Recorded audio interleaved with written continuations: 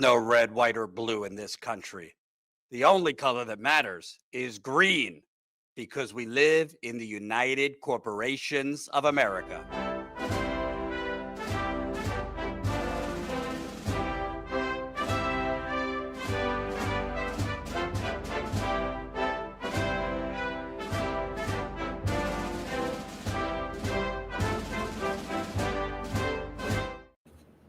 Hello, this is Ashley with Status Coup.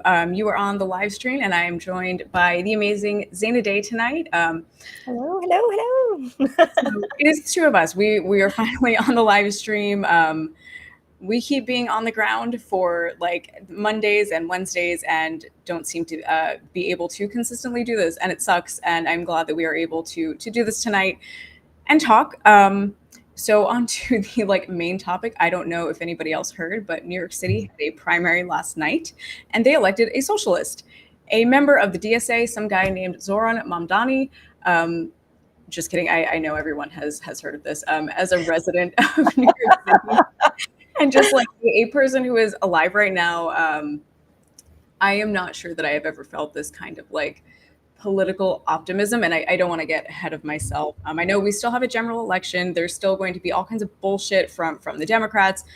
All of that is true.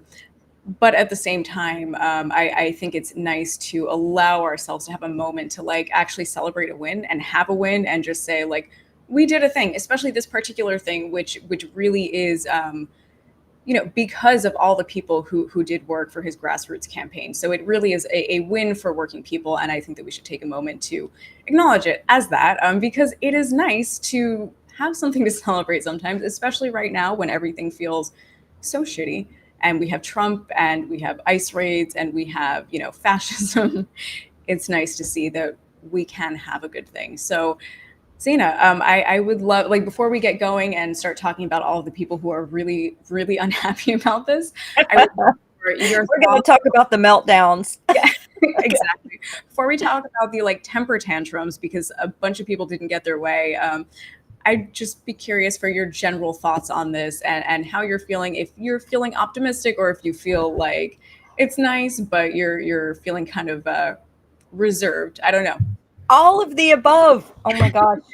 I'm really hoping that my gut, I have high cynicism, and I think everyone kind of understands who has been following me on Status Coup or has seen me talk before that, that comes from a place of disappointment sometimes from the squad or from AOC or the Democratic Party in general, their march toward the right. I'm an independent personally, but looking at this race, what I feel like shouting to the rooftops and climbing on my roof and screaming out, "I told you so!" Because, you had Ezra Klein, you had the abundance people out there, you had the last presidential election where Kamala ran to the right to try to get voters. And the whole time we were screaming, you are going to lose. People want economic solutions. People want a way to help them, because we've covered the economic crisis on here. And I know you have talked to people that are dealing with the economic crisis all across the country. People want humane policies, and they want help in this environment where we have a patchwork economy. People are suffering. Inflation is through the roof. Nobody can afford to. 60% poverty rate is what we reported on 3 weeks ago. So yeah, I think that this just proves to the Democrats that this whole abundance, completely deregulate everything, trickle down economics, rebirth of Reaganomics isn't going to work. It's not going to get the voters out. Now, whether the party listens or not, I don't have a lot of faith in that, but I'm hoping that it sends an energy across the country to spark people up to run up and down the ballot, especially in a lot of these uncontested seats I'm always talking about in state house races. Yeah, I mean, I agree with so much of that. And I think just trying to remember all the things that I wanted to follow up on. One, I think that there was also on, this is kind of referendum on abundance Dems. I'm pretty sure there was a poll 2 or 3 weeks ago that basically said, that asked people do you prefer a populist message? Do you prefer an abundance style message? And it was like 60% of people preferred a populist message. Like, that's crazy. That is a lot of people. And so like we knew going into this that people prefer populism, and they want something exactly what you said, like I told you so. I put that in, I did a video on this morning and said, Democrats, we told you so. All of us who have been covering working people and working class politics, we people want material things. That's it. They want to be offered something that will improve the like whatever remnants of life we have left after the last like 40-50 years of the working class being hollowed out by neoliberalism. People want something to alleviate that burden that they have now been left with. That's what they want. They don't want messaging. They don't want to be gaslit at in a different way. They don't want any of that. Democrats don't need to spend $20 million trying to figure out how to talk to young men. They don't want to be spoken to. Nobody cares. Nobody wants. We don't need Gavin Newsom bringing Charlie Kirk onto like his podcast in order to reach young white men. No, nobody wants that. Nobody was asking for that. We know what people want, and this is just like it could not be a more clear, like, no, this is what people want. They want the thing that we keep saying that the Democrats refuse to give, because the truth is they don't serve the people. They don't serve working people. They serve their constituency, which is the donor class and the billionaires and all of those people and the consultants who are telling them, no, let's run some more studies. Let's, we can help you, i.e. give us more money. And we'll tell you all the ways in which, like, you can message at people so that you have to keep coming back to us to give us money. Like, that is all that's happening here. And again, working people want things like fast and free buses. They want free childcare, because if you don't have kids, I think people maybe don't realize that like daycare can cost as much as a month of rent every month. And you need childcare to be able to go to work, but you need to be able to work to afford the childcare so you can go to work. Like, we call it childcare poverty, is what had coined the term a while back. Yeah, that's exactly right. Yeah, I mean, and you would know better than I would. I mean, that is a significant burden on people, and it makes for people like me in our 30s, like, it delays the decision to have children, or makes it so that that's not even a conversation that you can reasonably have, depending on where you live. So people want those kind of things because those costs are out of control. And, it's not just that. It's, city-owned grocery stores. Like, I live in New York City. The prices for groceries are, again, out of control. And like by me, I have Morton Williams. That's the grocery store around the corner from me, unless I want to walk further. It's so expensive. It's more expensive than Whole Foods. But like, I feel like places like Morton Williams end up having like a monopoly on like certain neighborhoods. And that's all you have unless you want to go further, which is fine. You can do that. Like, I'm not going to complain about, I have to walk a few more blocks in the city, but also it's very, very expensive. So having another option would be, I mean, that would change so much for so many people. And that those are just like a few of the things that he is offering. I don't know.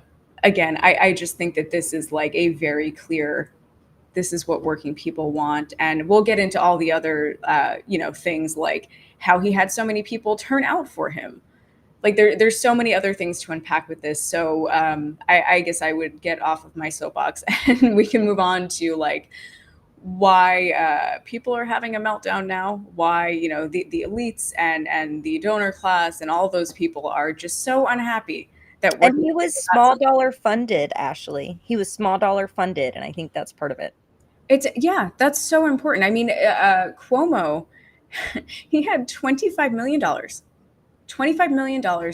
I believe that is a little bit less than what everybody else had combined. I'm sorry, a little bit more than what everybody else had combined. So everybody else combined had less than 25 million. Cuomo had $25 million. Like, you have to be kidding me. That is an insane amount of money. And to your point, like, Zohran did this with small donations from regular working people who really believed in the campaign, and saw something in him that they haven't seen from other people. And I'm not going to fangirl about a politician because I think that's weird and gross and not a thing that you should do. But also, like, I think part of what people like so much, and why, as you said, people were willing to donate small amounts of money and their time, is because they see themselves and their struggles in him in a way that they don't in other politicians. He does arrive as just a regular person, which is very unique in this time. So again, I will actually authentic. Yeah. We'll see how it shakes out in the long run, but for now, that is what it appears to be. Yeah, I agree. I mean, I would like to think that he is what Obama was sold to us as. And like you said, like we will see. And if he actually gets elected mayor of New York City, we can hold him to account.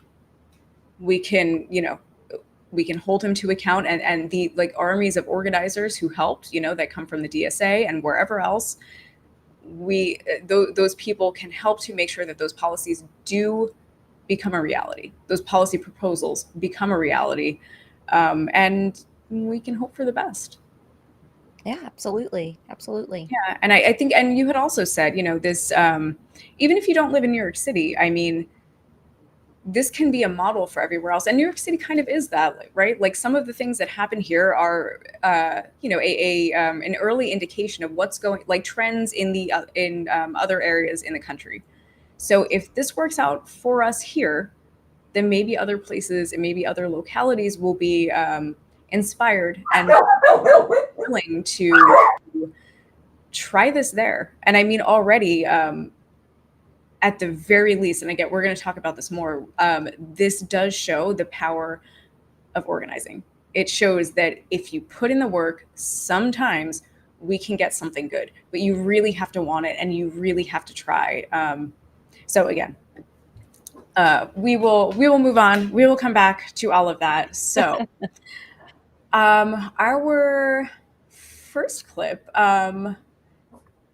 okay, so this first clip is Hakeem Jeffries being asked what he thinks of Mondani's policies. Colin, if you could play the first clip. I'm curious what your thoughts are on him ideologically. Is that does he have an ideology that you would want your candidates in 2026 to have?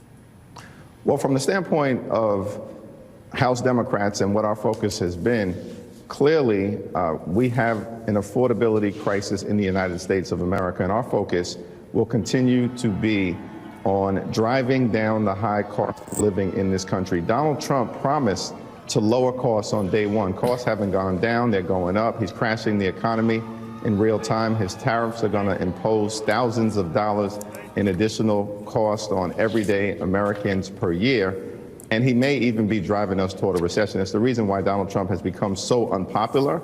It's because he's failed the country on the economy. And so our vision is going to be for an affordable America, work hard, play by the rules, live the good life, provide a comfortable living for yourself and for your family. That means being able to actually afford a home, educate your children, have access to health care, go on vacation with your children and your family every now and then. And of course, Joe, one day retire with grace and dignity. So I hate him just so much. And that is just like a perfect encapsulation of the Democrats and their inability to learn anything. And it's not even an inability to learn anything, a resistance to learning anything because they don't want to, because learning something would, they would not be able to make money. Their donors don't want them to learn anything. So they did the thing that they always do. And instead, like, he did not even directly engage with the question. The question was, what do you think about Zohran's policies? Could not answer it and shifted instead to talking about Trump and why Trump is bad, why Trump sucks, and then gave a bunch of like platitudes about here's what we should do. You know, we have to make it so that people can retire in dignity. How do you do any of those things? If anything, if Platitudes. It was Yeah. all platitudes. Yeah. It's nothing. And if Zohran has taught anyone anything, it should be that people want policy proposals. They want to hear, what are you going to do for me? Because we employ them. We pay for them.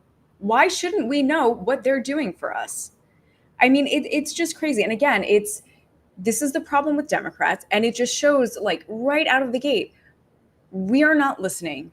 We don't care. We're just going to keep doing what we've been doing and keep losing and keep, allowing fascism and all of this other shit, because they refuse to listen to what working people and the people who could vote for them are telling them. And it's clear. It's like they are always pretending to ask the question, why don't people vote for us?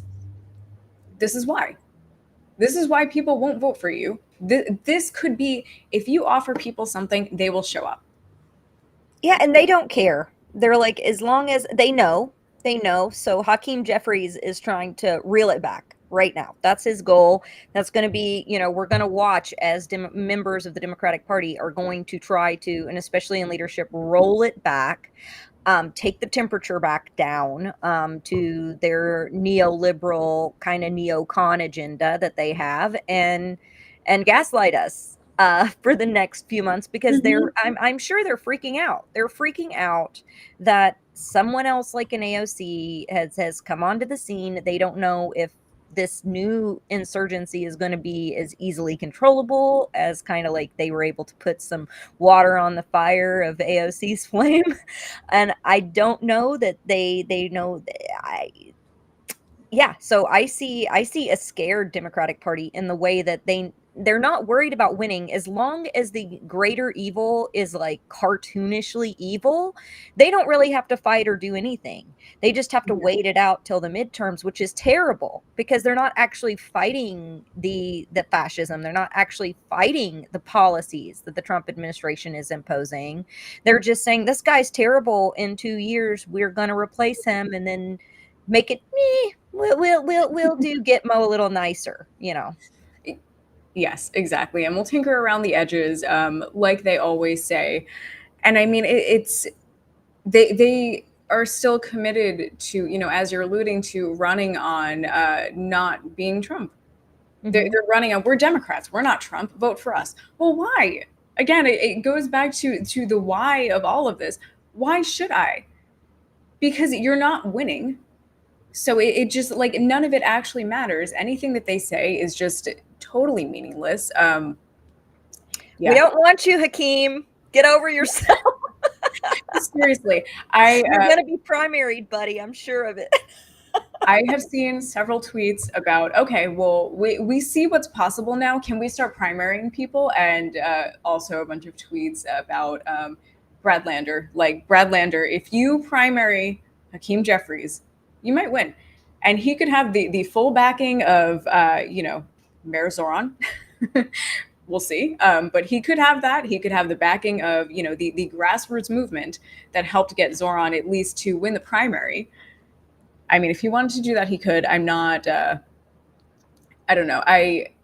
The only thing that I will say about Brad Lander is that I really respect the way that he conducted himself during the last weeks of this race.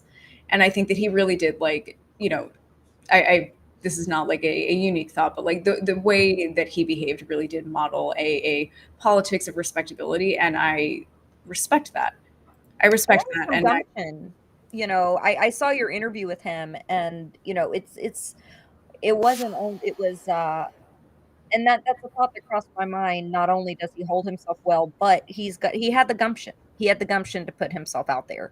Yeah, he did. And I am not so cynical that I will refuse to acknowledge that a politician has done a good thing, even when it benefits them. Like, I'm not going to infer intent. I don't know why people have done things. Usually if someone is in office, I'm comfortable doing that. But at the same time, for something like this, for Brad Lander, right? He was escorting immigrants at the federal building in New York City, which is where he got arrested. I mean, he had to have known before he went there that it was going to be advantageous for him, no matter what happened. He had to have known that. I mean, he's been a public servant for a long time. So he's aware. But at the same time, I don't care. I don't care. I don't know what he was thinking. I think that he did do a really good thing for people. It was a material thing that people could feel and has, like, I can't even overstate the effect that would have on people's life, that it does have on people's lives. So whether, he ends up getting something from it, I think that's good. We should reward them when they do something good, whether or not they did it, with the purest of intentions. I don't care. I don't care at all, because what we really want to do is encourage more people to do things like that. And to be fair, most people don't have pure intentions all the time when they do things in the world. Sure. It is okay to reward someone for doing something good that also benefits them. And I would say, the same for his cross-endorsing Zohran. And I don't know, it felt very genuine to me. It felt very genuine to me, especially, like, it became very clear that he was not going to win. He was not in the running, and that the race was between Cuomo and Zohran. And he used his platform to really promote Zohran.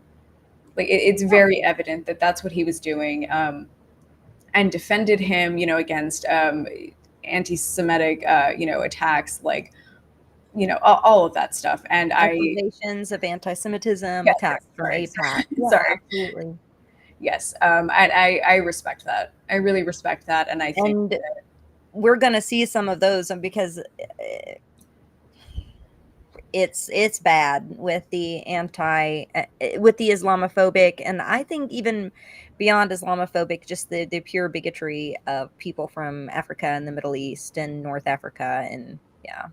Absolutely. I mean, even in the last days of the campaign, over the last week, I don't know if you saw, but, like, even Whitney Tilson, one of the other candidates for mayor, he put out this terrible AI video that was so, I wish I had pulled it. I hadn't even thought about it until right now, but it is atrocious. Like, first of all, just one of the worst pieces of media that I've ever seen. But it's also, like, it has such, like, racist undertones.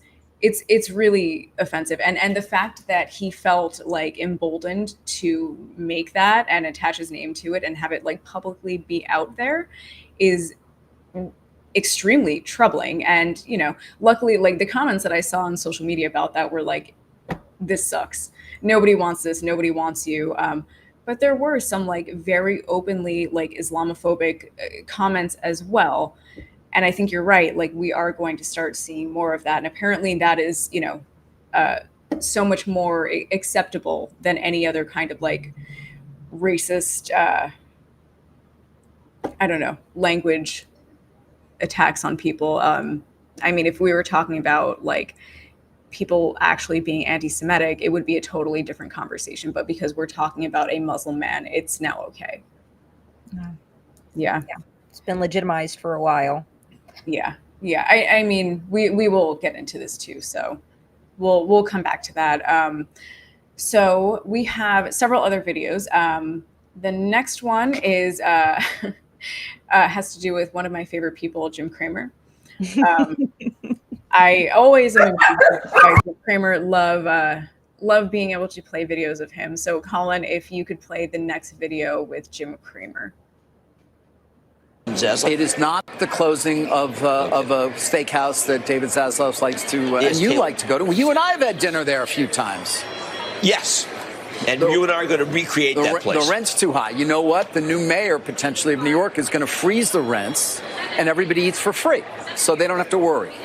Really? Yeah. But how about the rich?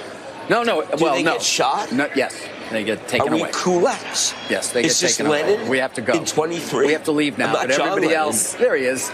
Mom, Donnie. Maybe he's more moderate winning than we the think. Democratic primary for mayor and potentially the successor of Eric Adams. That said, there's still a general election to come here in New York.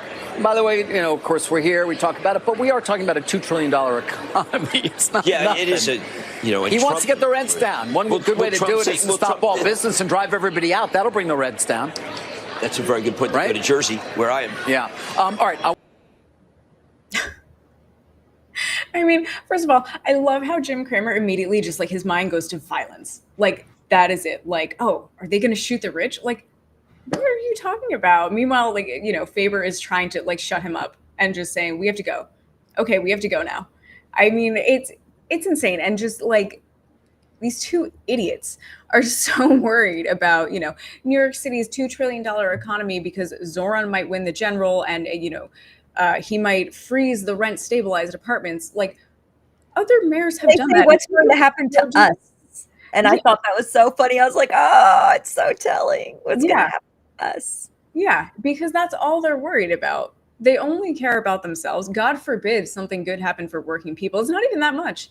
It's not even that much. And again, it's like they are worried about the economy in New York City.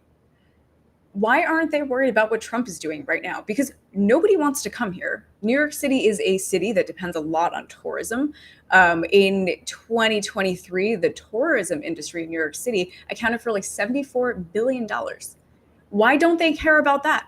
Because again, nobody wants to come here right now because it's dangerous, but that's okay. That's okay that we're losing money. The economy is losing money in that way because it's Trump.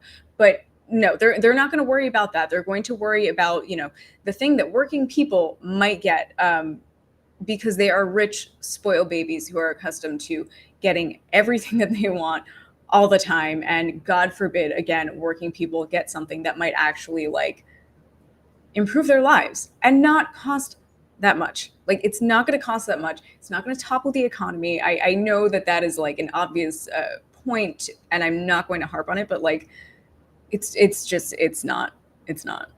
I've been watching Andor and Star Wars again, and like V for Vendetta and stuff. Anyway, that's what I've been doing for fun. I love that.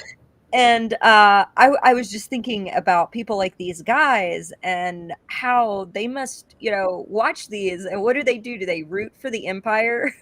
Like, well, that's like that clip that you had found that we played.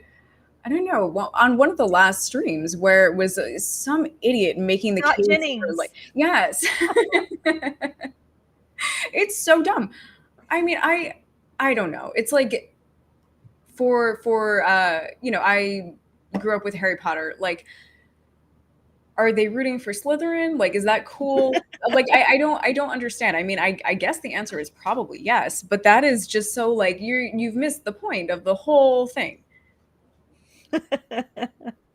I don't know. Absolutely. I don't know. I think it's crazy. And we have another clip talking about the fear that all of these people have right now about a socialist taking office in New York City.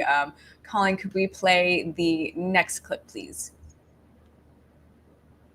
And we're probably not going to play the whole thing, just so that you guys know. Just what's in the clip? I'm sorry. It's the business community is scared of #EatTheRich.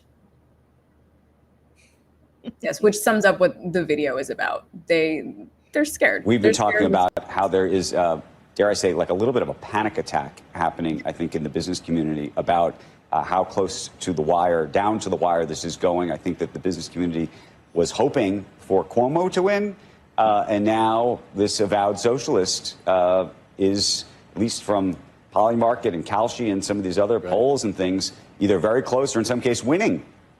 What's going on inside the minds of the CEOs that work with you? Well, I think they've noticed there's a race, and they're not terribly happy with the direction it's going. That would be correct. Is that the polite way to put it? Probably so, but terror would be perhaps more accurate. Terror is the feeling? Terror is the feeling, in the sense that, you know, we have worked so hard over many years to bring New York back from 9/11, from past crises, from the COVID in particular in the last 5 years. And honestly, New York is in much better shape than the political rhetoric would have you believe. We've got $1 trillion economy. We've got more jobs than we've ever had, 4.8 million. I mean, we are not falling apart. We've got a strong tax base, stronger than ever. So there's much, there's much positive in New York, but that could quickly shift if we lose confidence in the mayor and if we don't find practical solutions to the problems ahead. And unfortunately, the candidate who's surging, Zohran Mandami, presents an ideological argument about the solution to every problem is to spend more money, and it's more taxpayer money. So, the business community is very concerned. And therefore, doing what about it? Meaning, is there, what we don't know, and I haven't heard, Sorry about that.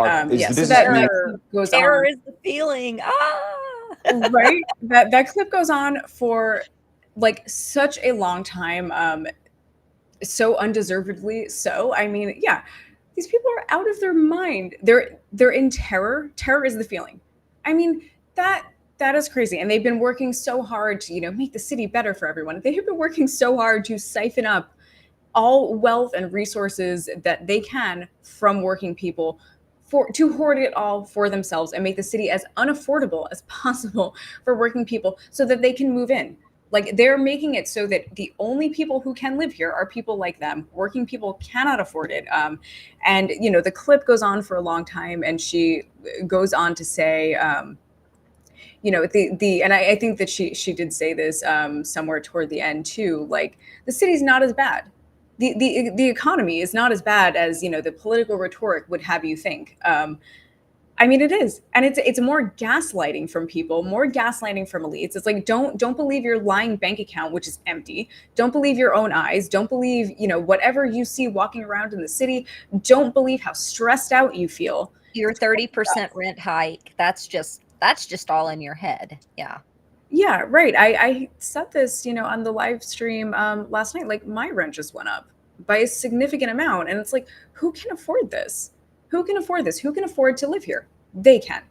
And I think that, part of the hope is that us poors will just start moving out in droves because we can't live here anymore. So they can just take over everything. And they don't, pretty soon labor is not going to be needed as much because, they're going to have, I mean, that sounds crazy, but it's true. I mean, what Howard Lutnick and others are talking about is robots being able to replace the labor that they need. I mean, from everything from hair salons to, housework. I mean, that's just crazy. And again, as if you watch Status Coup, we cover a lot of AI stuff, and it's it's scary. It's scary. And once we are, as you said, all replaced, what do we do? What do working people do for jobs? I mean, it's just all crazy. And, she goes on to say in the end of the clip how, the thing that she wants, she doesn't actually want Cuomo, but she wants Adams. She wants Eric Adams. I don't know. That is an insane thing to say. And she said something about how she feels like he's sorry. She feels like he's been apologetic. She feels like he's sorry, and that should be good enough. I don't even know what to say about that. That is just disgusting, a very, actually. very unpopular decision. Very disgusting. Mm-hmm. Mm-hmm. So, I mean, that is what these people are feeling. They're feeling terror. They're feeling terror that, God forbid, a socialist got into, has been elected in the primary. And a young person who is also not white. So they're all scared. So we have another clip as well. We have a whole bunch of these because these people are awful. So it's kind of funny to revel in their misery right now. A little bit of Schadenfreude for you guys today. Absolutely. It's nice. It's nice to see them so miserable about something that isn't actually going to make our lives worse. It's actually something good for us. So they are miserable. Well, the rest of us get to celebrate and be happy. And that is very nice. I think, Doug Henwood posted something earlier today. It's really great that Zohran has won, but it's so delightful to see that Cuomo lost. Fox News was socialist candidate wants to freeze rent prices, provide affordable child care, and provide baskets for newborn babies. And people were like, dare me, bro? What is this? That's all awesome stuff. Really? You're not doing yourselves any favors with this one. No, I'm sorry. They actually included in their little rundown of terrible things he's doing that he wants to give us baby boxes. Yeah. That's who did whoever did that, whoever at Fox News put that together, you're really bad at your job. Like, you have to know that that thing in particular is not, like, you can't argue with that. No. That's crazy. And anyone who tries to is just going to come off as a terrible, terrible, terrible person. That's insane. All right, so we have our next one, which is, I think we're at, let's see, responding to New York Times calling him a progressive. Is that it? Yeah, that is the one. Could you play that one, Colin? He tweeted back at them and said, "Stop calling me a progressive. I'm a socialist."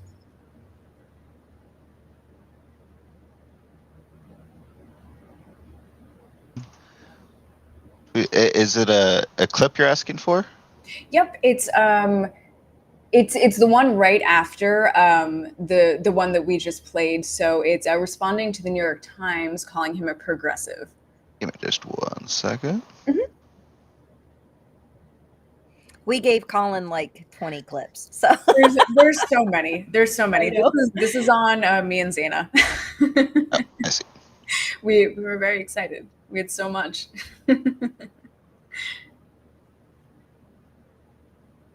I don't want to go here, but Gotham. Have you seen what Batman is up against in Gotham and what the guy running for mayor is up against? That's what it reminds me of. They're taking Wall Streeters and make him walk out onto the ice in the East River as and hope, and then they fall through. Yep. I mean, there is a class warfare that's going. So what's happened here, I think, is the rich type. There's a division within the Democratic Party in New York City and New York State, and it's emblematic of the division that we see nationally. How far left does the Democratic Party want to go? We had Kathy Wild sitting in the chair you were in yesterday, and she said the business community is terrified. I mean, describing it almost as a panic attack. And so the question is, what happens next? And what do you think the business community does? What does a former mayor Bloomberg do with his money? He's, of course, been supporting somebody like an Andrew Cuomo. I don't think you have to look past money here. Okay. I mean, the Cuomo PAC raised something like $25 million. He lost in the first round. His ascension, effectively, is a indictment of the way the quote-unquote establishment in New York has approached this city and its citizens. I think that every once in a while the establishment gets surprised. We saw it with AOC beating Joe Crowley, who was in line to be Speaker of the House. But I think if you looked at the underlying trends of this race, it was very clear it was going to be a two-person race and that race tightened considerably. And the people need, competency is a great quality. Right. And Andrew Cuomo has it in spades. However, it doesn't motivate people to the polls. And the public polls call people and they ask people, who are you going to vote for? But they misjudged the enthusiasm that Mamdani's supporters had, and Cuomo just didn't have people that were willing to, leave their houses and residences and go vote for him. And I think that, ability of Mamdani to bypass the media and speak directly to people was really compelling. But you think he's the next mayor? If you had to bet today, it's highly likely he'll be the next mayor. And if that's the case, okay. I think we so all want to not the clip that we had set up, but I mean, this is another one that we're going to play. And, the beginning of the clip is, I think that is the most interesting part. It is, he's talking about how rich people are going to be rounded up and, what did he say? Like shot on the ice or something? The Hudson River on ice. So they fall to the ice. And also, he called, the billionaires in New York Batman, basically. Yes. No. And went on to say something about how, this is class warfare. Are you kidding me? This is class warfare? I mean, he's not wrong in a way. It is. People are tired of corporations gouging people, and they're tired of. I mean, look at the response from Luigi, and however you feel about what he did, that response is because of the healthcare industry's,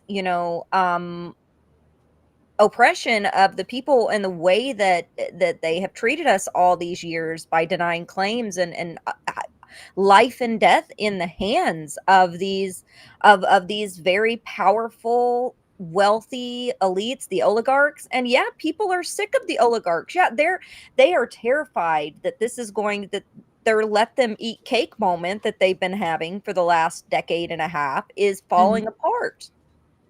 No, you are right. You are right. It is a, result of, as you said, the class war that has been waged against us. And now people are turning it around. Yeah. I mean, as you said, people are tired of it. People are tired of it. And I mean, I don't know, just the way that these people allow themselves to immediately become a victim is just so obscene and so crazy to me. It's like how do you see what's been happening for the last 40 plus years and then think I am the one who's hurting? I am the one who is most hurt by all of this. Like, it's obviously entirely disingenuous, but like, still. Corporate narcissism. It's corporate narcissism. It takes a certain amount of pathological, like, lack of empathy to treat workers and individuals the way that they have to be treated in order to amass the massive amount of wealth that the 1% has. So they want to be portrayed as the good guy, when we all can see with our own eyes, our own paychecks, our own quality of life, that it's just not true. The gaslighting isn't working anymore. Yeah, for sure. And as you said, they want to be Batman. And people see now that they're not. And I spoke to, talking about like labor and all these other things. I spoke with several people last night. Again, like we live streamed from a DSA watch party. So obviously, like it's a certain audience. And it was, but to be fair, it was a DSA watch party for volunteers, for people who had volunteered for Zohran's campaign. So, it's, again, a certain kind of audience. But I spoke to a bunch of people who are involved in the labor movement. And, they're younger. They were brought there because they can see what's happening. They can see what's happening. And it's, the masks are off now. And people are I don't want to say waking up to, but like people are increasingly more aware of the ways in which they are getting screwed. Absolutely. Oh, and I did want to give a shout out to Case Study QB, which is where we have pulled many of these clips. Case is an awesome dude. I love him, and he watches the news, so the rest of us we don't have to constantly watch it. So kudos to Case for covering this and like getting all of that out. But we got a lot of clips from Case, and I always love to give him a shout out and thank him for his hard work when we pull several clips from him. Thanks so much, Case. And that's Case Study QB on Twitter. You guys can follow him there too. So if you don't want to sit and obsessively watch the mainstream media constantly, he's a great resource, and we appreciate him. For sure. Yeah. No, I'm very glad that you did that, because most of these clips, I think, like basically all of them are actually from Case Study QB, and I pull clips from them all the time. I don't know the person who runs it, but I am eternally grateful to them because it's like, that is a serious service that they're providing for people, especially, for people who are in the news, who want to watch the news, like you said, like, and it's nice. And we should give a shout out to people who are doing good work. Yeah, he's just a dude that just does this. So it's That's pretty awesome. Cool. That is awesome. I love that. Well, you were doing an excellent job, Case Study QB, and thank you.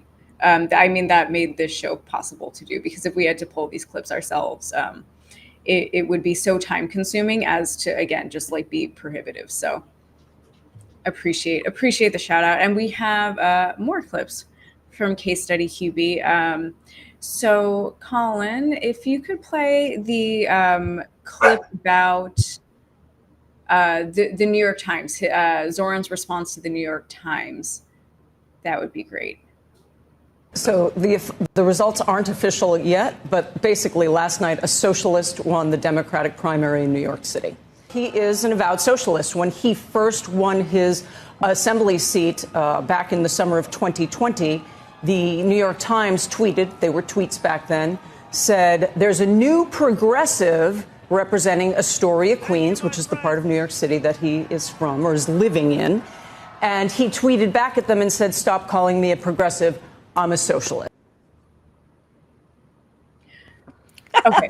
I had one thing when the first time I watched this, I thought, I don't like the way that she's saying the place that in Queens that, you know, he's from now, or however she said it to indicate that, like, you know, he's not really from here.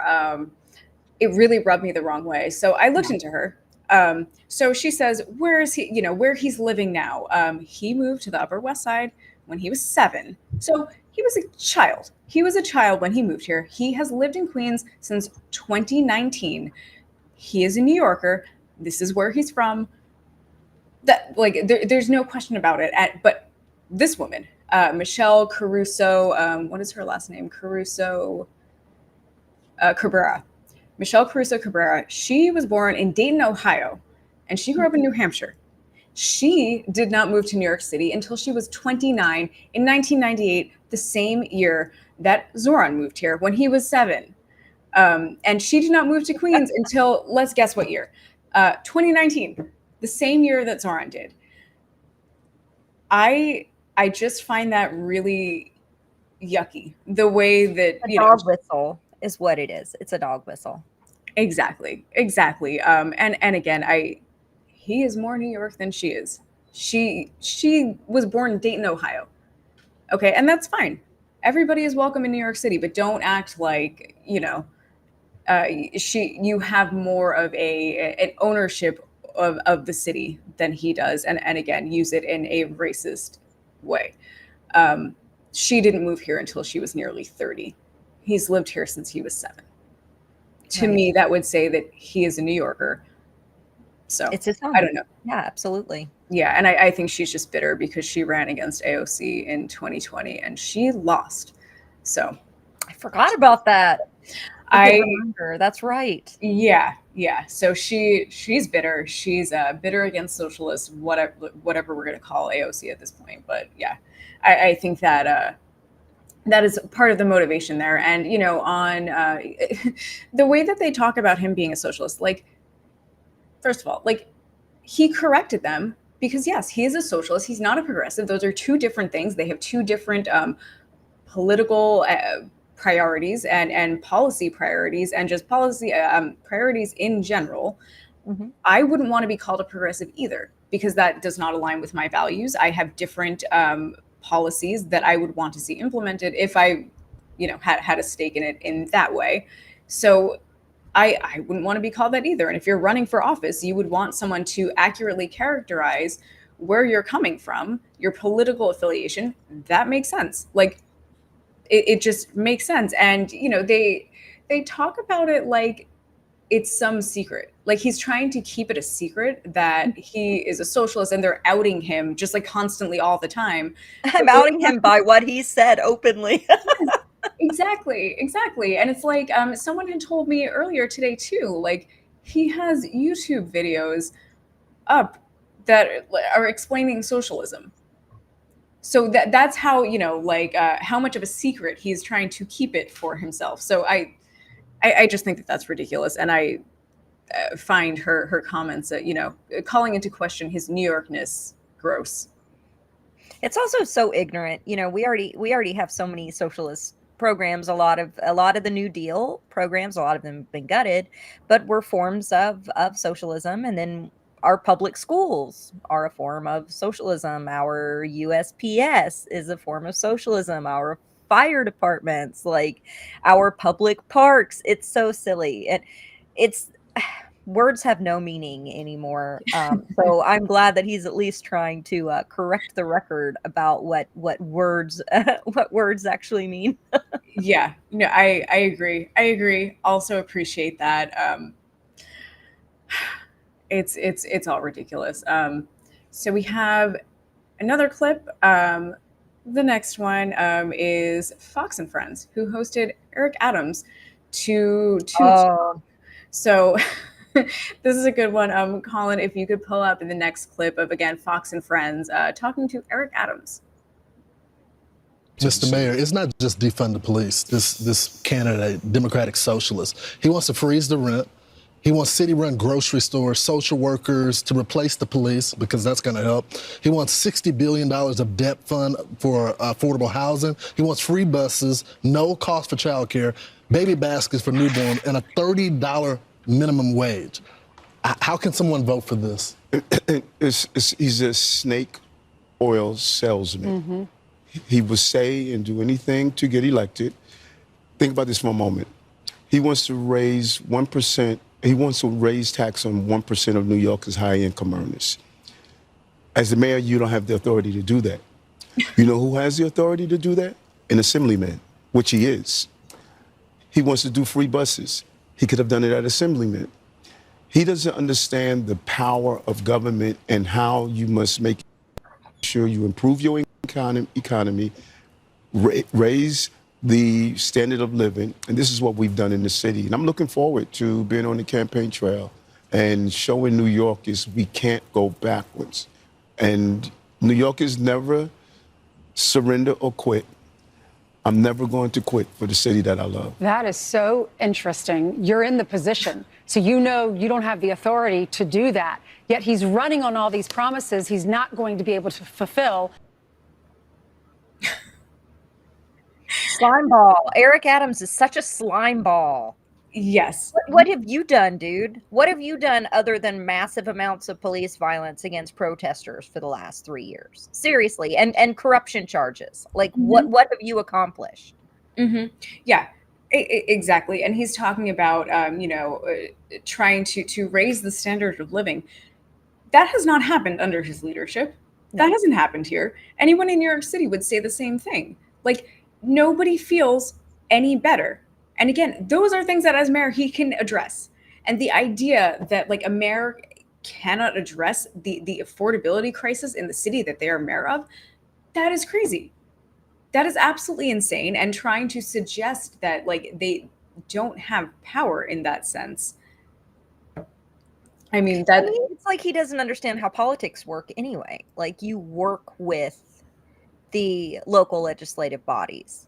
You work with them, with your community, to help accomplish these goals. Absolutely. So, and set an agenda. Like, yeah, that is their job, to set an agenda, to say, I have a slate of policies that I am looking to implement, and everybody works together to bring those things to fruition. Like, I don't know what's missing there. And again, they had the little on the text block talking about baby baskets and baby boxes and, oh, who's going to fall for that? Like, what do you mean? Like, what do you mean? And so many other places have things like that. So many other places have things like that. Speaking of which, like, oh, go ahead. No. In Kentucky, Andy Beshear won, right? And the Democrats falsely call him a centrist. He's not. He's just very good at campaigning and then doing like leftist policy. So, and I love him. He's amazing. He's got a great, like, of course there's things I disagree with him on, just like any politician, but he has very high favorability ratings in Kentucky. But one of the things that he did do is he campaigned on increasing the police budget, but then he used that police budget to hire social workers to take care of things that are like domestic issues, domestic violence issues, child abuse, a lot of those kinds of things that maybe police aren't trained in or shouldn't handle. He hired social workers, so he raised the budget, but in a way he helped to, well, not only did he help to reform our bail bond system and improve it to where it's not as draconian, he also brought in social workers. So he used that and for training for police by social workers and social workers to review cases. So that's following what happened with Breonna Taylor. He's also been fighting against no-knock warrants. But yeah. So this idea of, replacing police with social workers, so scary. Yeah. Our accounts of police violence have gone down in Kentucky since then. Our incidents have gone down because not every case requires an armed, to the teeth SWAT team to come to the door of people having a domestic violence dispute. In many times that can put, the survivor in danger or people in danger. So I think it worked. Absolutely. It worked. And Eric Adams is acting like it's such a crazy idea to, like, you know, reform the police department. So maybe less training with the IDF and more social workers is actually a good thing. Who would have thought? Who would have thought that, you know, having the police not answer a mental health crisis with violence would actually yield a good result? I mean, I didn't know that Andy Bashir did that, so that's great. I'm happy to hear that not only did he do it, that it is working out well. And yeah, I mean, there are rules for these things. They have happened. None of this stuff is like untested or new or crazy or out of left field, like actual left field. Just none of it is.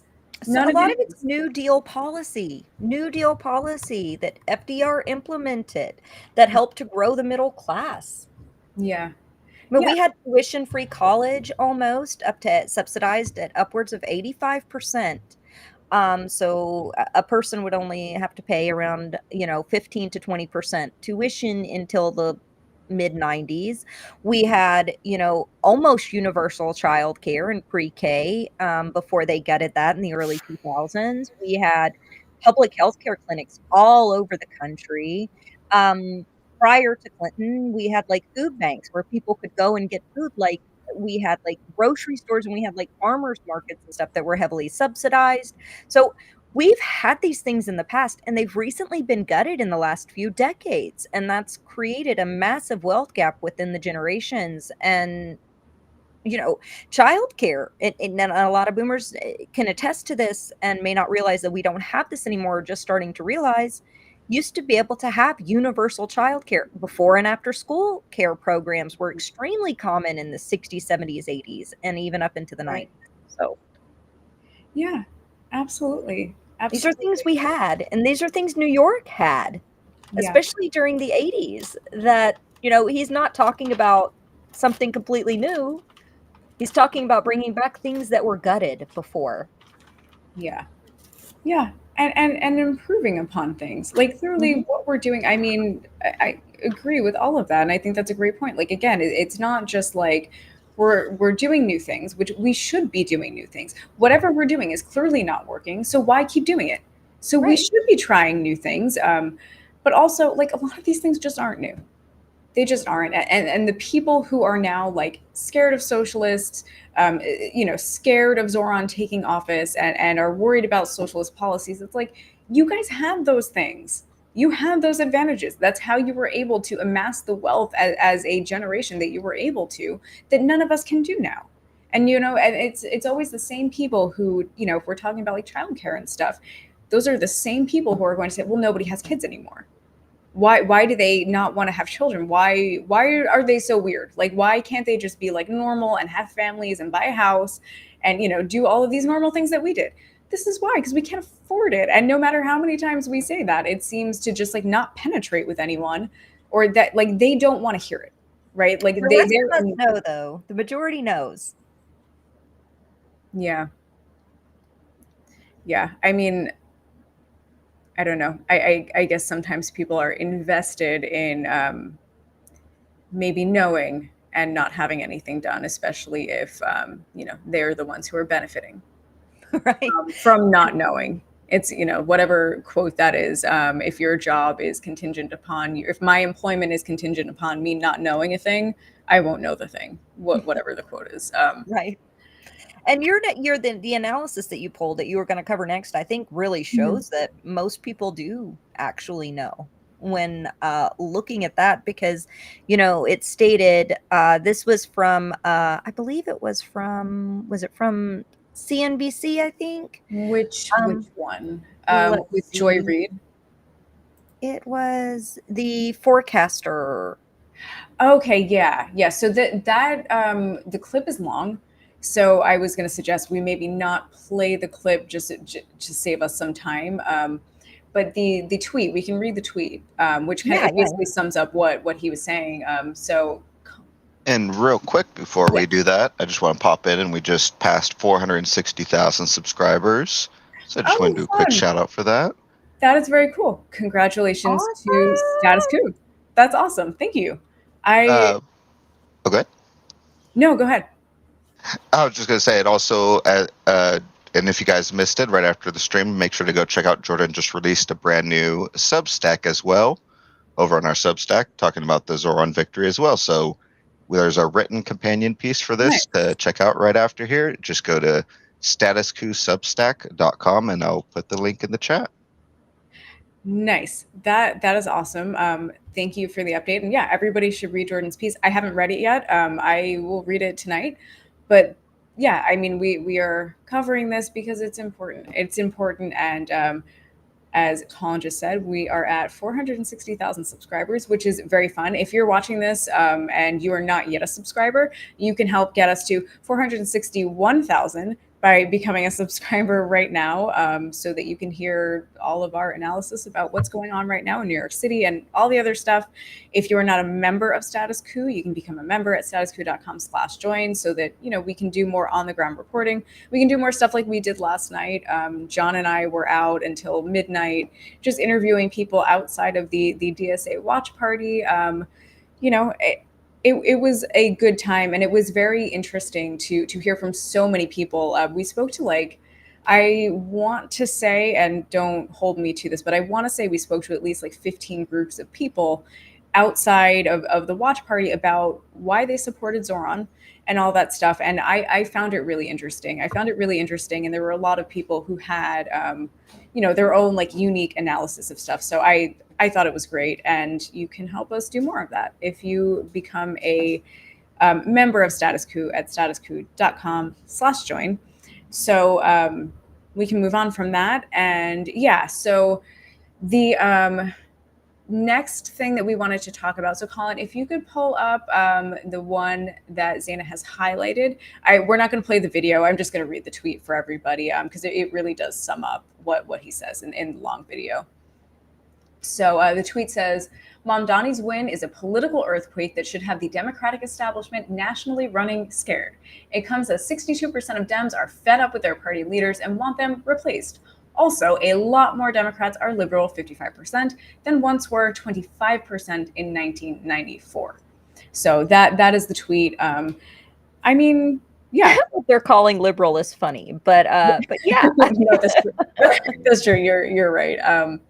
Yes. But I mean, I guess to, you know, the 62% of Democrats are fed up with their party leaders and want them replaced.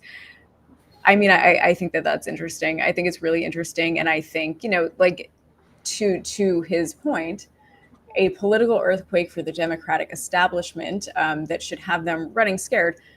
I mean, yes, because now at this point, people might actually expect the Democrats to do something. And that sucks for them.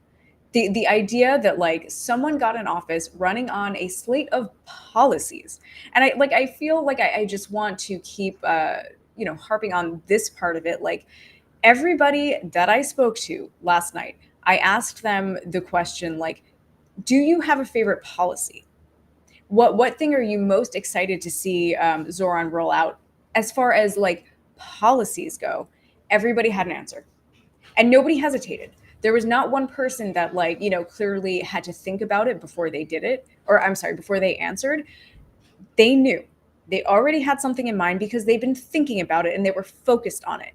They had favorite policies. And I said this in my video, I don't want to like repeat myself too much, but like, can you imagine asking a Kamala Harris voter, what is your favorite Kamala policy? People would be like, what are you talking about? No one would have an answer. And if they did have an answer, they would have to spend time thinking about it before they could actually answer you. So like, it's not Trump. That was it. Like, you know, really in a nutshell. Mm-hmm. For sure. Yeah. Not Trump. And nothing else, like nothing else, like you said. And it's like now if people again see, oh, we can have a nice thing. Or New York City did that, we can do it here. Or, you know, Zohran is rolling out free childcare for people. Or they have buses now. They have free buses now. It just gives lie to the whole thing that we can't do this. Like all of these things are just like these pie in the sky policies. You can't do that. How would you fund that? That's crazy. Like it leaves out in the open that it's all nonsense. It's all nonsense. And yeah, the Democrats should be scared because people like Jeffries and, you know, Schumer, everybody else, like, they might actually be expected to do something for working people, to do their job, their actual job.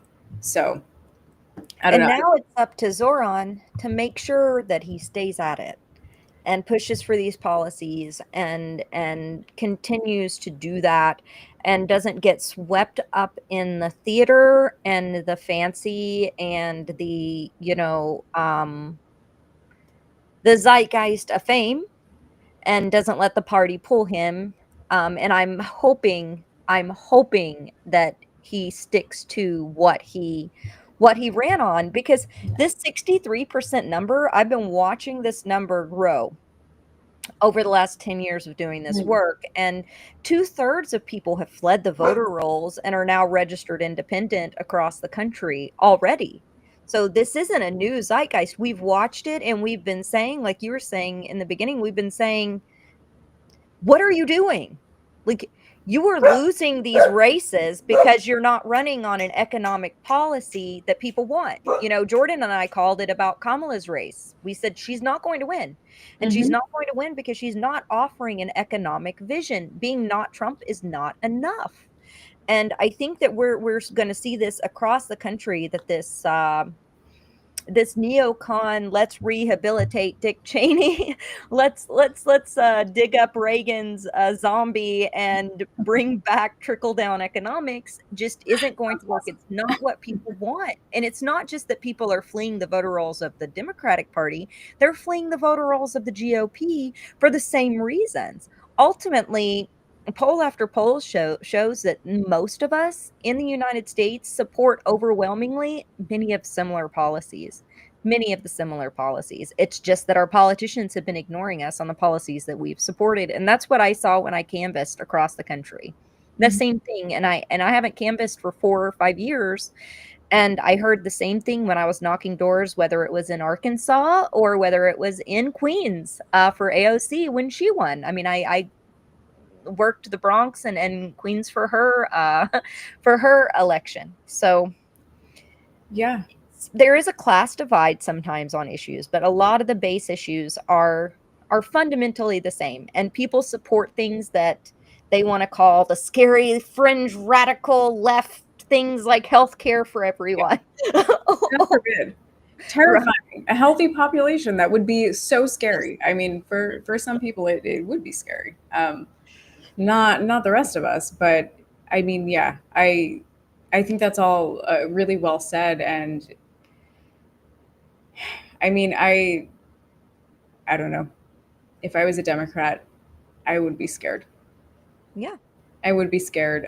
There are things at stake, and to your earlier point of, like, it is up to Zohran now to actually, like, implement these policies. I mean, I think it's very unfair in a sense, because everything, if he even is elected mayor, which again, who knows, because the Democrats it's going to be incredible watching them all of a sudden be like, here's why voting independent is actually good for democracy, after chastising everyone who's voted third party, forever. Now it's going to be a good thing. And there will be op-eds talking about it. That is going to happen.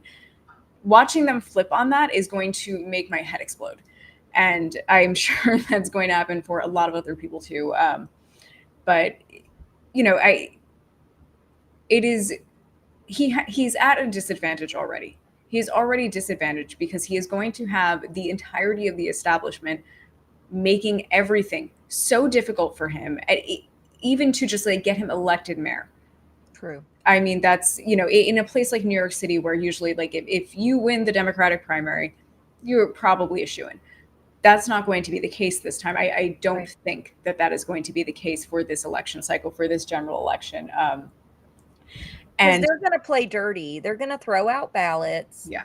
They're going to do ballot challenges. I'm sure of it. They're going to run smear campaigns. Yeah, it's going to get dirty. It's going to get very dirty before the general election. It's going to be similar to what I saw when I was helping Sarah Smith in Seattle when she was running against Adam Smith.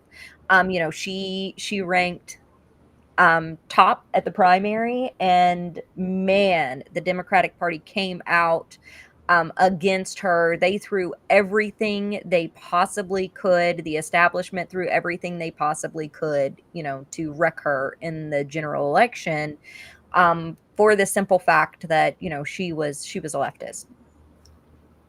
Yeah, I mean, you're absolutely right. You're absolutely right.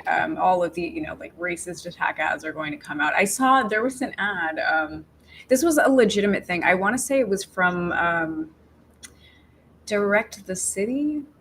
I don't know. Don't quote me on this because I don't fully remember. But there was a legit from I think Cuomo's Super PAC that came out just a few days ago, like within the last few days. It was Zohran, but they photoshopped him to make him look like he gained a lot of weight. And it just said Zohran is fat now. I'm not kidding. Like that was the whole thing. That was the whole text message that people received. Zohran is fat now. Like, what is that? What Childish. It's so Keep childish. that up, because I tell you what, when Cori Bush was running against Lacey Clay, they demonized her for having a bad credit score when she was a single mother and she was houseless, when she was working on her nursing degree. They demonized her. They did colorism. They made her skin darker, and she's a very, very dark, skinned Black woman, and they made her darker. They tried to take her one selfie that she had that was like a human, like just an average everyday selfie that people do, and try to paint her as like a cliche, a racist cliche. The demonizing her for her credit score, though, brought out hundreds of volunteers.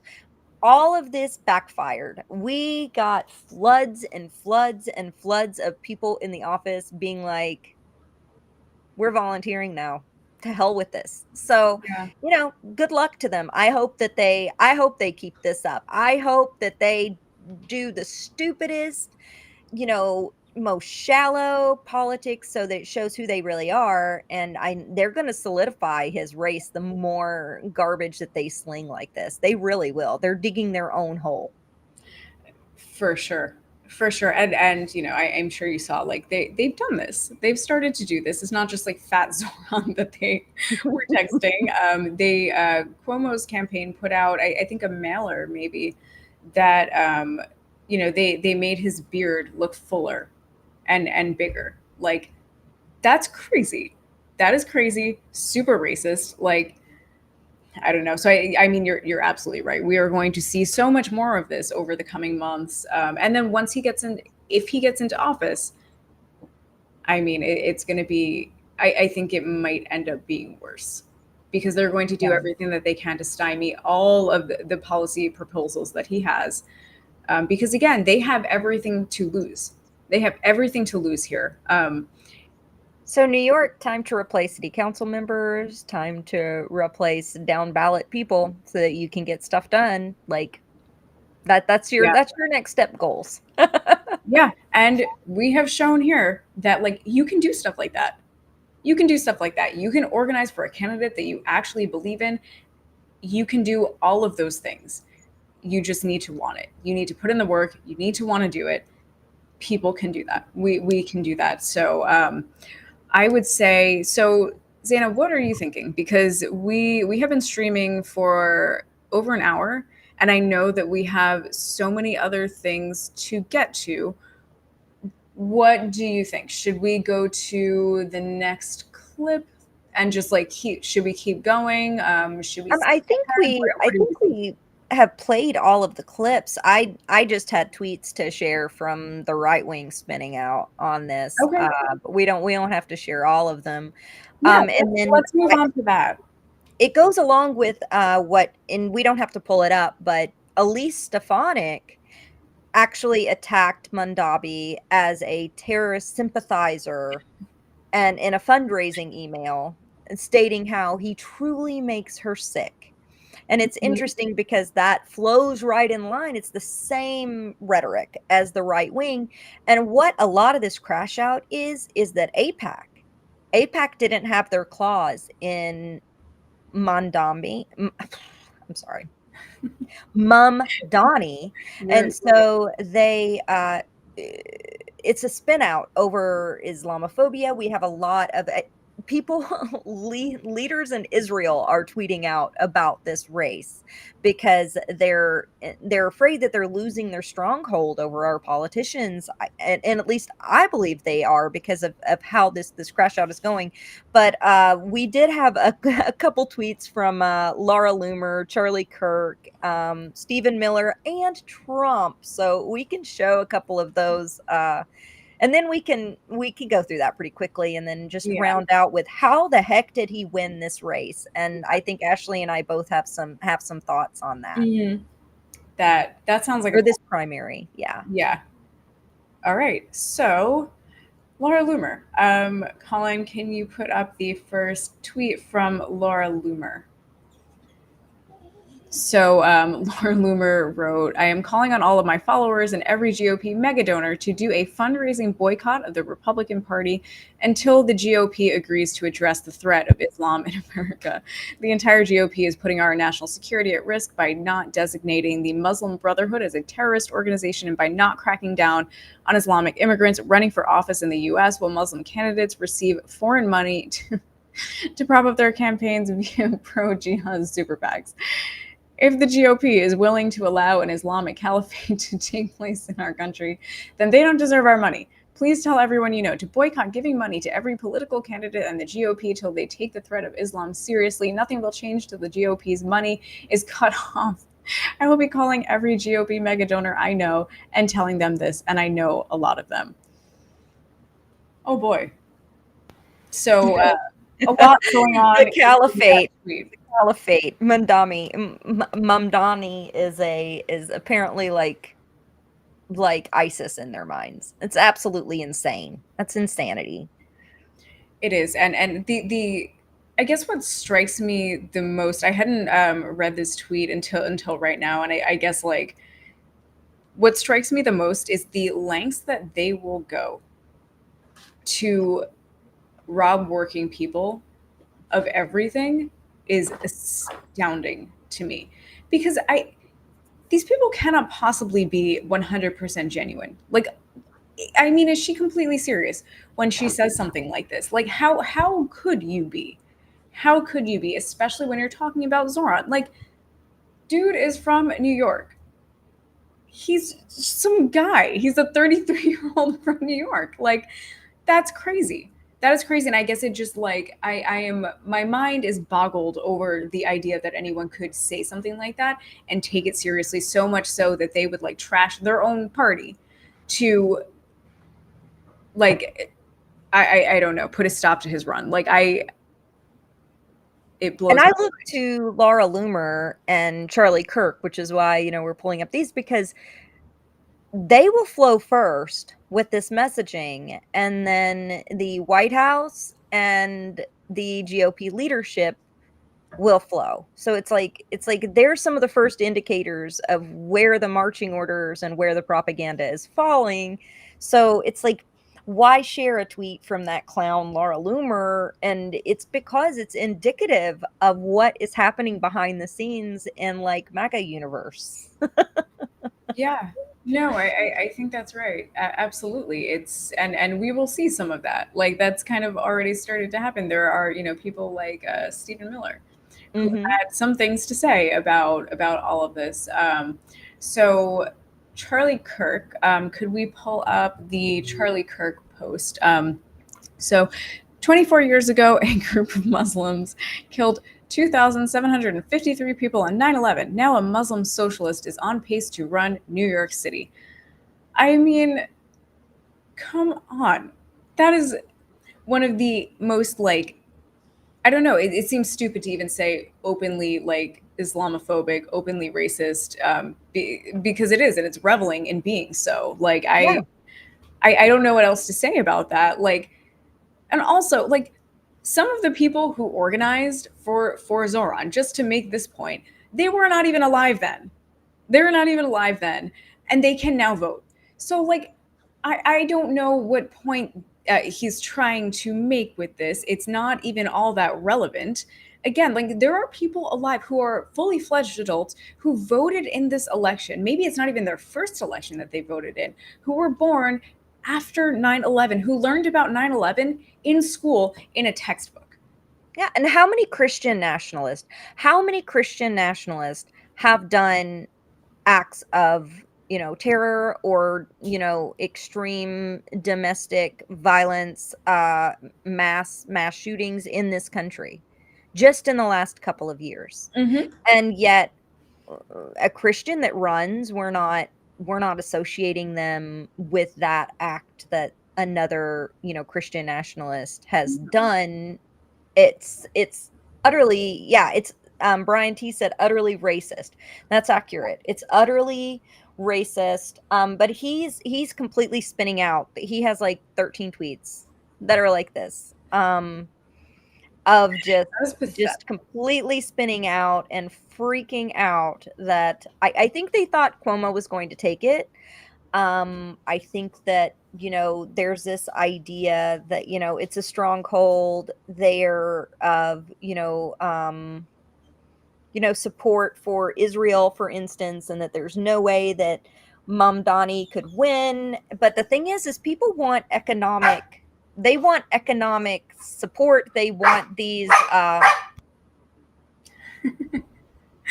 Oh, my daughter's coming to get her. She's just looking at me saying, "Hey, sorry about that." She wants attention. I will say that we had a dog yesterday at the DSA watch party who was very interested, an adorable bulldog named Judy, who stopped by to celebrate Zohran's win. The dog was watching me film, and I had to like stop and pet it. That's cute. It was very sweet. But just wanted to add that while we're talking about dogs. I wonder if the dog helped canvas. Probably did. That's I assume so. I think Judy was a big fan. I'm sure that they did their part. So we also had a tweet from Stephen Miller, because Stephen Miller also had multiple tweets, but we'll pull one up because it kind of sets up Trump's tweet that we'll show right after. A commentary about NYC Democrats nominating an anti-Christ socialist for mayor omits one point: how unchecked migration fundamentally remade the New York City electorate. Democrats change politics by changing voters. That's how you can turn a city that defined U.S. dominance into what it is now. Weird assumption. Like, New York has always been a massive melting pot of immigration. So what the hell is he talking about? Yeah, no, I said the same thing when I read this earlier. Like, that was my initial thought. Like, I don't care what someone who is not from here thinks. Like, for someone like Stephen Miller, I don't care what Stephen Miller thinks. Like, New York is a place of immigrants. Most people who live here did not grow up here, were not born here. That is the draw of New York City. That is a huge part of it. And if you've lived here for a few years, you get to call yourself a New Yorker, and nobody has a problem with it. Nobody has a problem with it unless you're an asshole. Like, this city is, again, populated by immigrants. That is a feature, not a bug. Nobody here is upset about it. That's just not a thing. It's just not a thing. And to your point, like, the idea that like immigrants have not always shaped the city is insane. That is totally insane. There are so many like the labor movement of the 20s, when we had a lot of things like the Triangle Shirtwaist Fire, like the unionization wave that took place during that time, that was led by immigrants. Yep. Immigrant workers did that. That is just a thing. That's just a thing. And again, it's like, the idea of a Stephen Miller, someone who is not from here, would not want to be here anyway. Saying that that's a bad thing. Like, I don't know. I don't know. It's just a demonic socialist, Yeah. foreigner. Oh my gosh. Yeah. Again, a thing that nobody living here has a problem with. And the people who do they're in the minority. And it's clear that they're in the minority. Like, give me a fucking break. Like, we just if the election showed anything yesterday, and it showed quite a bit, that is one of those things that a majority of people here do not care. And it's not just young people. It wasn't just young people that elected him. There were older people who voted for him too. I don't know. Again, all of this just makes my head want to explode. And speaking of that, lastly, we'll share the Donald Trump tweet, and then we can briefly talk about like how he won, because that is going to be indicative of like how to be able to take this on sort of a national stage, I think. Absolutely. So Trump says it's finally happened. Democrats have crossed the line. Zohran Mamdani, 100% communistic lunatic, has just won the Dem primary and is on his way to becoming mayor. We've had radical leftists before, but this is getting a little ridiculous. He looks terrible. His voice is grating. He's not very smart. He's got AOC +3, dummies all backing him, and even our great Palestinian senator, crying Chuck Schumer, is groveling over him. Yes, this is a big moment in history of our country. So, you know. Oh my God, a communist lunatic. And just the like erroneous like capitalization makes me want to die. I know. He is saying he looks terrible.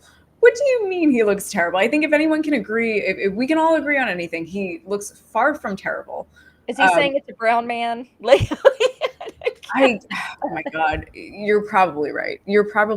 I mean, this is just so stupid, and it's childish. Childish, and it calls back to what we were saying earlier, that he is going to have a hard time in this last leg of the election, leading into the general. He's going to be facing so much opposition, and if he does actually get elected, I mean, he's going to have every disadvantage. And it's, all the more important that he is able to be successful and show that these, like, so much of the left, and as far as like electoral momentum for the left, is riding on his success. And that feels, I think, I would say, very unfair that he has to carry the burden of that, but it's also true. And if he is successful, I mean, that could change so much. If he is not successful, or they're able to paint him as not being successful, that's going to be bad for leftists. It's going to be bad for anyone who wants to run on a policy of ameliorating economic struggle for people. It's not going to be good, because he's going to be facing all of that. What, Trump tweeted, he looks terrible, his voice is grating, the communist lunatic. That's going to be his political career. And that is, again, unfortunate. And, all the more reason that, people organize.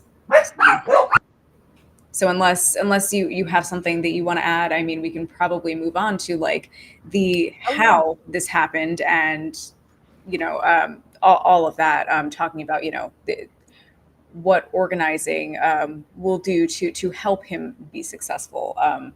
Yeah, this is why they're having their meltdown, right? It's because ultimately, in an article that was released today by Jacobin, it stated that there were more than 40,000 volunteers. Now, it was comparing it, and we talked about this kind of before the show, it was comparing it to AOC's race. Now, I helped organize AOC's first run, and the thing about Alex is it was low-hanging fruit. So we understood that there were only turnout of around 14,000 voters, so it was extremely low turnout in her district. However, the turnout, or the a volunteer base. We had a pretty large volunteer base, and we did a lot of door knocking, a lot of groundwork, a lot of footwork and legwork to help get her elected. But 40,000 is epic.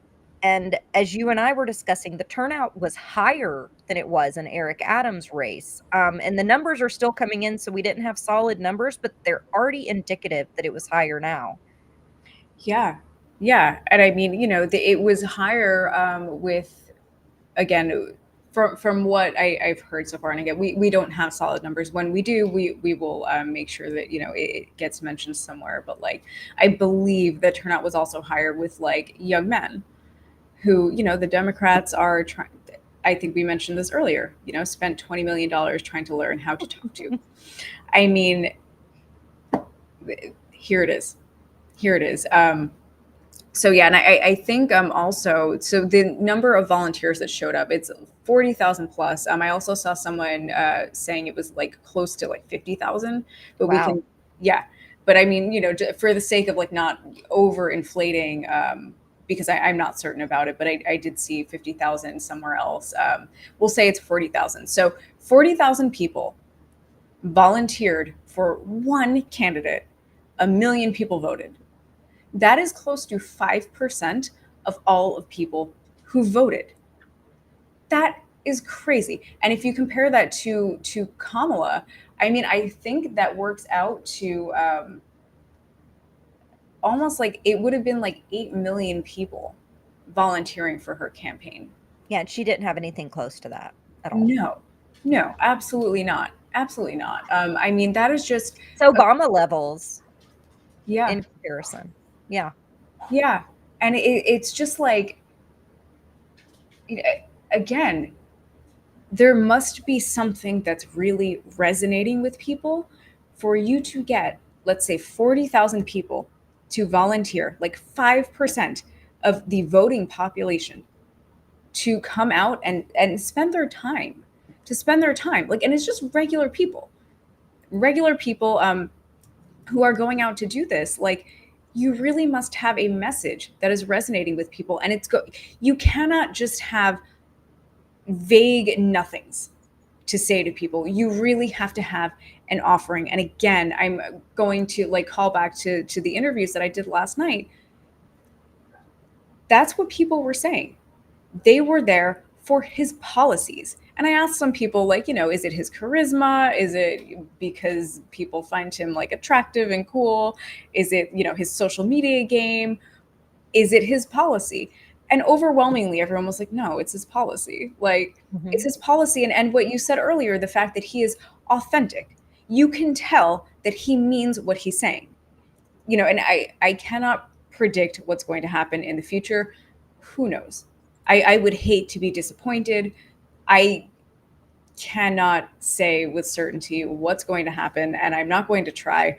All I can say is that in this moment, he feels very sincere, and he, seems like someone who genuinely cares about what he's talking about and struggle that working people are going through. And again, that's what I heard from people. And again, the DSA watch party was all volunteers. It was people who came out, and there were, he actually doesn't sell merchandise. So you can't buy an official like Zohran t-shirt or hat or pin. You can only get it through canvassing.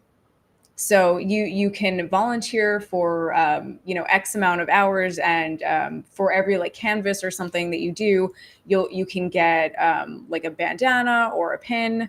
But it's like, it goes up. Like, it's like a prize. It's a prize for having canvassed for enough hours, and an incentive for people to come out, because, that's cool. People like stuff like that. And you can't buy it. You have to actually put in the work to get it. And I think that was also very smart. So yeah. And he raised what? And this could be inaccurate because these were numbers from a couple of weeks ago, but the last I saw it was something around 12 million. That he had raised, between 8 and 12 million. And, you had 23 million in one super PAC alone throwing in behind Cuomo. So money in politics doesn't necessarily have to be a barrier to winning if you can get the people out there. And yeah, they're going to talk about his messaging, like his quirky, fun ads and how relatable he was. That was part of it. But I think we're going to see, and you know, from some of your reporting last night, like you had mentioned, it's policy. It's policy at the end of the day that drove people out to get behind him. Not that, you know, he used to do rap, not that he's got this cool, fun persona, even though people like that. It's because he's actually running on policies that they want to see happen to impact their everyday lives. People are tired of suffering and struggling. Yeah, I absolutely agree. And I think like he had maxed out matching funds. So at some point, like I remember I got an email, you know, from the campaign that was saying something like, we're asking people to canvass for us now. Don't give us money. Just go out and knock on doors, phone bank, do all of that kind of stuff. You know, they weren't asking for money. So I mean, I don't know. That just tells you how many people were taken in by so much more than someone being charismatic. Someone like his rap is, I find that very charming, as I'm sure most people do. Like, I think it's fun, and a lot of it's about food, which I find extra charming. So I mean, you know, it's about so much more than that. If he was a cool guy, but only, you know, said like what Hakeem Jeffries said earlier today, or I'm sorry, or in an earlier clip that we played at the beginning of the live stream, he wouldn't be here. We wouldn't be talking about him. It wouldn't be a thing. If he had just said, you know, we need to allow people to buy houses and retire in dignity and be able to afford things, whatever Hakeem Jeffries says, like it's not even worth remembering because it's nonsense. There are words that are completely divorced from any actual meaning. It doesn't mean anything. If Zohran had done that, he wouldn't be here. It wouldn't be a thing. And I just think that, you know, we've talked about this the whole show, but I really do believe that this was a true referendum on Democrats' nonsense and their, you know, reluctance to meet the needs of voters, to meet the needs of working people in this country. And again, Andrew Cuomo had no ground game. The people who were canvassing for him were paid. I mean, there was a video going around of a paid canvasser for Cuomo meeting Zohran and being so delighted.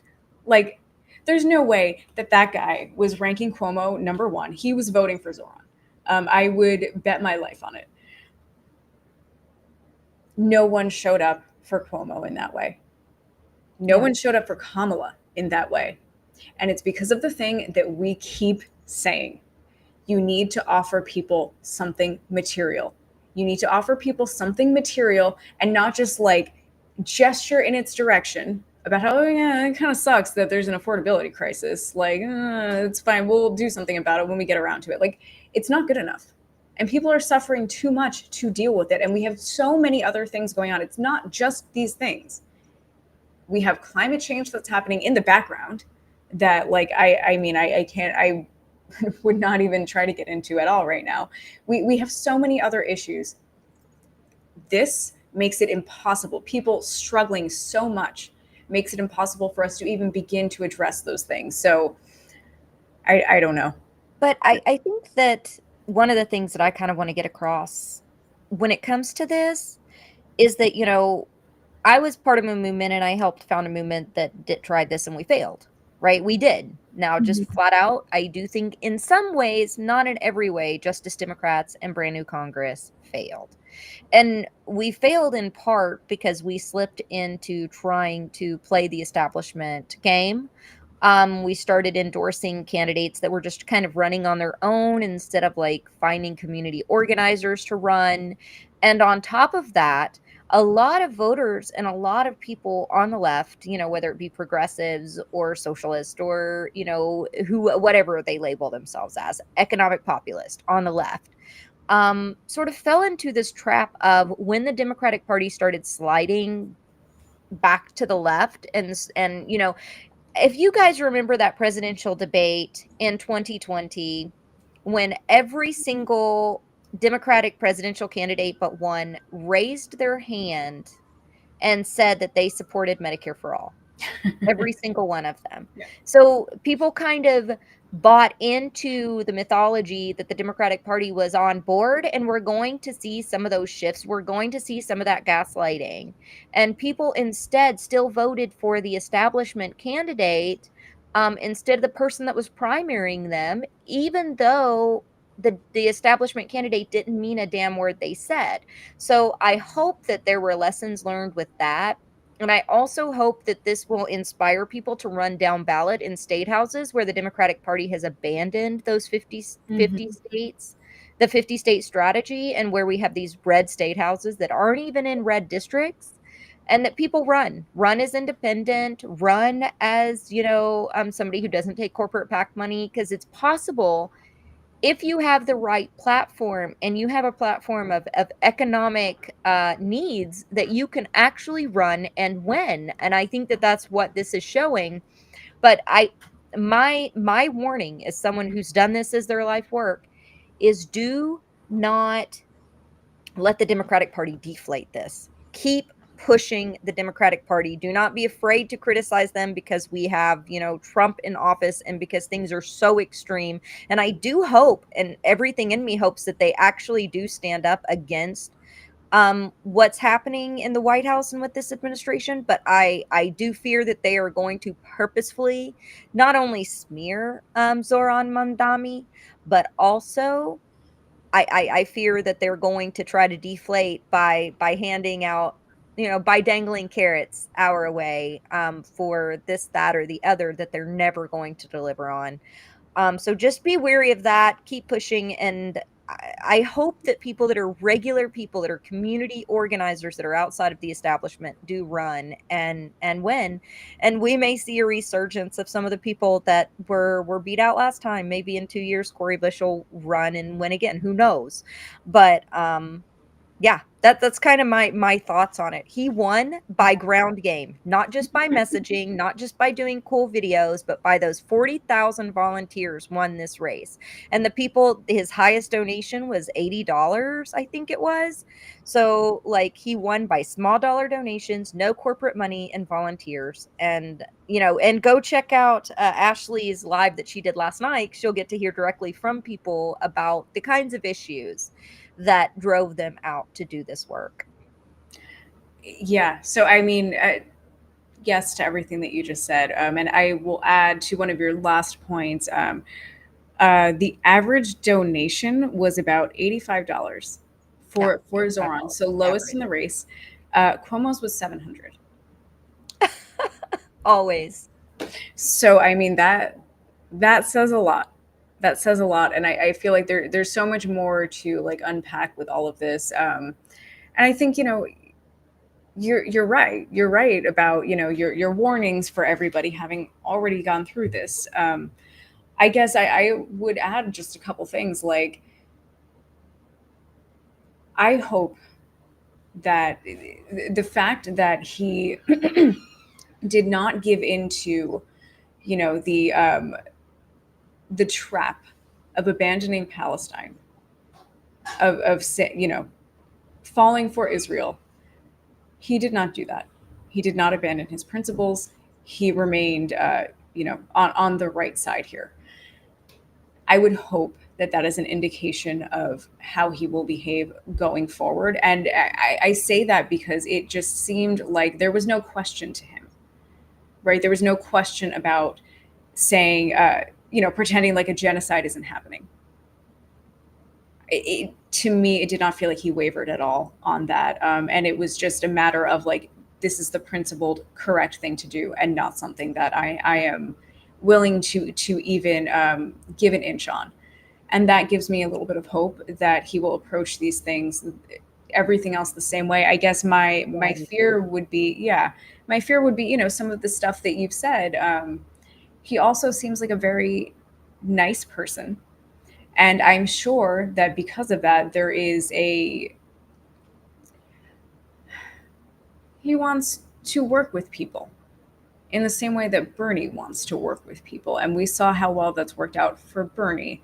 Bernie's desire to be nice to those who he feels, were nice to him, set the left back and set his own political career back. It did not work out. And how is that working out for AOC? they've ceded ground to Democrats. They've made nice with the hope that they're going to get something in return, and they do not.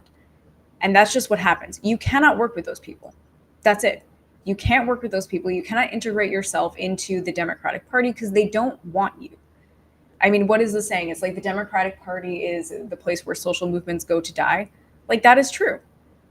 That is exactly true. And I guess my fear with Zohran would be, again, that he seems, I can't know any of this. He seems like a genuinely nice person, and I can imagine that there would be a desire to like play nice with everyone and bring people in, right? And also feel like, well, maybe if I compromise, I can get more people, under the big tent. I don't think that that's true. I don't think that's true. I think you just need to, do as he did initially and proclaim yourself a socialist and say, that's it. You can join us. We're happy to have you, but we're not going to compromise on our values. Well, maybe like a Andy Bashir or some of the good governors out there, a mayoral position adds a little bit more flexibility than, because it's an executive position, than being a member of Congress, for instance. Not that I'm excusing their their positions, but maybe we will see more because he is in that executive role. Let's hope. Yeah. But we don't even know if he's going to win yet. So people still got to be going out and canvassing for this dude. And this campaign still has some more work to do for sure. Absolutely. And I know, obviously, like we've been talking for a long time and we amazingly didn't even get to everything. But I guess I would just add, as a final thought, like when I was doing the live stream last night, I was very aware of like, I didn't want it to become like an ad for the DSA. However, this whole thing is an ad for the DSA.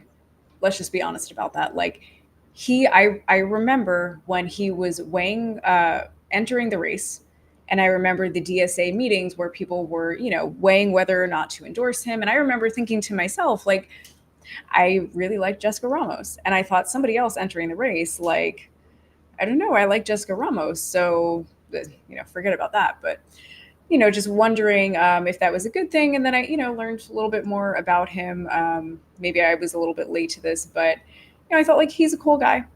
He like his politics, mirror mine. And the worst that happens realistically is like we get or the more realistic outcome in my mind was obviously not this. Like this is not what I thought was going to happen. I thought that maybe the best outcome would be we get more attention onto left policies. Like people can hear someone talking about like actual left policies and what that could look like. And maybe some more people, are exposed, like a campaign of awareness, that kind of thing. I thought like that's the best that we can hope for. I could not have imagined that we would wind up here. And the only reason that we did is because of the DSA. The DSA chose to endorse him. He is a member of the DSA. The volunteer base comes from the DSA. So like, I don't know. I don't want to like promote anything necessarily, but that is just true. That's what happened here. That's objective fact. And they've done a considerable amount of organizing in New York for progressive or leftist or socialist candidates in the last 10 years. They're one of the stronger DSA chapters in the country. Oh my God. Yeah. I mean, I will just say, 'cause I said this last night, like I'm a member of the DSA. I've at different times been more or less involved. I mean, this is all just true.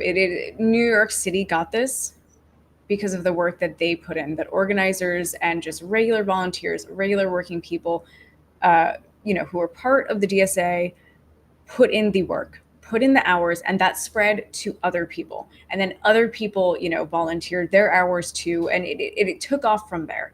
And I would just say like, this was carried on the backs of the DSA, and they deserve credit for that because now we have Zohran won the primary in New York City.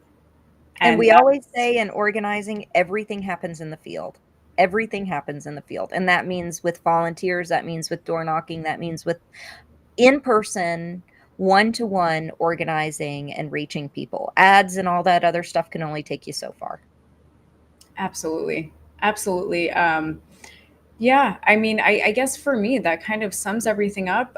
We'll see what happens. And like you said, Zana, like, people can't just stop here. You know, we got to the first like landing point, and that is wonderful. And we have a win, and people should celebrate that and be happy. And like, this is a real, like, another thought I had last night while we were talking to people, like, the energy in that bar was so just like joyous. Everyone was so happy. This was a real politics of joy. Whatever bullshit Kamala Harris was trying to sell to us as a politics of joy was devoid of any real joy, any real happiness. This was the real thing. I mean, I cannot tell you, like, I don't know. I just think like this is where it's at. If you want that, this is it.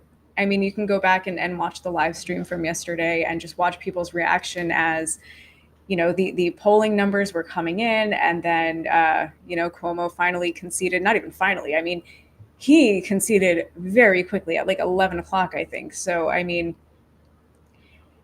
everyone was happy. Everyone was happy. And again, that is the politics of joy. And it comes from organizing. It comes from being on the ground, and it comes from doing the work and earning something for yourself. And I again, we'll see what happens. And I hope that other people in other cities take this as inspiration, that we can organize, we can get nice things for ourselves if we put the work in. And, you know, it's New York City, but you can have it elsewhere too. So that would be my final thoughts on all of this. Did we have any super chats that we wanted to read? Let's see. I always have a hard time pulling them up on.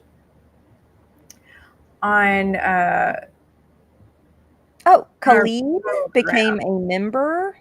Thank you so much, Khalid. That's awesome.